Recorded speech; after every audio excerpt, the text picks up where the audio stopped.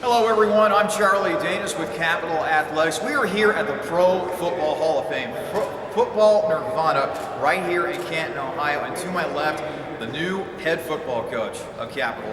That would be Chad Rogosheske. Coach, thanks so much for taking some time with us. First of all, I understand this is your very first time here at the Pro Football Hall of Fame. What do you make of this place? This is very impressive. Obviously, always updating it. It's under construction right now, which looks like it's going to be even better than it was before. So it's been an impressive trip. Now I understand you're a Minnesota Vikings fan. That would be my NFL team. Yeah. So tell me how that got all started. Well, growing up in Minnesota, they're probably the biggest sport. My dad had season tickets, so brought me to games since I was very young. So just kind of, I guess, was raised a Vikings fan. Who was your favorite player growing up? I was actually a big fan of Darren Nelson. He was kind of a big running back when I was elementary age school kid, so he was one of my favorites. Well, odds are you'll be able to find some Viking stuff here at the Pro Football Hall of Fame. From one purple team to your purple team, that would be the Capital Crusaders. You left your alma mater, Hamline, up in Minnesota to take a job here at Capital. Talk to me about that decision. What went through your mind? Well, it had a lot to do with what I felt Capital had as far as potential and the type of school that it is. The fact that it's unique in the Columbus area, being the only OAC school that is in Columbus, and the fact that I really felt good about the state of Ohio as a recruiting area, and I just, a lot of similarities as a school, a small private university in a large metropolitan area, but a lot of upside and a little bit more unique than we were back in Minnesota at Hamline University. So I felt it was an opportunity I couldn't pass up. You brought two players here, Corey Heater and Chris Lee. We'll get to them in just a moment. The one thing they kept telling me was you really like to run spirited practices, that your coaching staff is really energetic, likes to get the guys going. Talk to me about putting together that coaching staff. Well, you probably learn from every experience that you have, and I had a good idea of what I wanted to piece together for the staff at Capital. The question was, how was I going to be able to do it?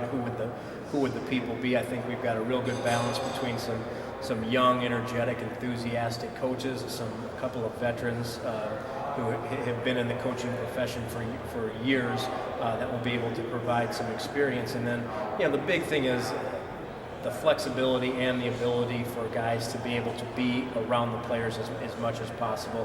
We don't have full staffs at the Division III level. There's not 9 guys that are getting full salary, benefits, everything paid for the university like the upper level. So you have to be creative in how you put things together, and you're going to have to rely on some part-time guys, but to find some guys that have the ability to be around a little bit more, even when you don't have the resources to pay them on a full-time basis, was important for me, and I think we found that in the staff. We're talking with Capital head football coach Chad Rogosheske right here at OAC Football Media Day here in Canton, Ohio at the Pro Football Hall of Fame. So now you take a team that ran a triple option offense last year, and now you're trying to institute a pro-style offense, kind of a more of a traditional offense, but at the same time you have to try to take the personnel that you have available and try to adjust to that. How big of an adjustment is that going to be? Well, it's one I'm experienced with. I've done it last 3 jobs that I've had, so I have an idea about how we want to approach it. I think the big thing is you can't force doing things that your talent doesn't allow you to do. So we've got to do a good job of evaluating what our players' strengths are and asking them to do those things, as opposed to just doing something different for the sake of doing something different, knowing that might not be the best thing for them. Changes, adjustments. I talked about the 2 players that you have with Corey Heater and Chris Lee. Corey's going to be switching from a slot back to a running back. And then on defense, Chris Lee, he's going from a middle linebacker to a defensive lineman.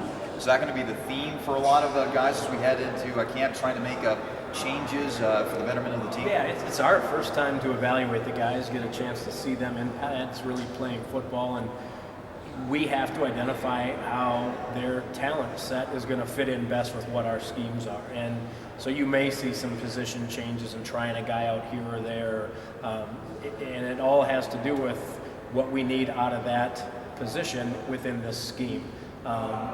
Because linebacker to D lineman, slot back to tailback, they may be asked to do a lot of the same type of things they were doing at their previous positions within the scheme that we're going to be running. And finally, Coach, Mount Union was voted the #1 team in both the media and the coaches. Well, no big surprise there with them coming off of a national championship season.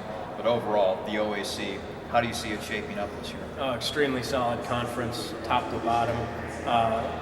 Really, as I learned today, just great people. Great. The coaches are outstanding. The student athletes that were here were so impressive.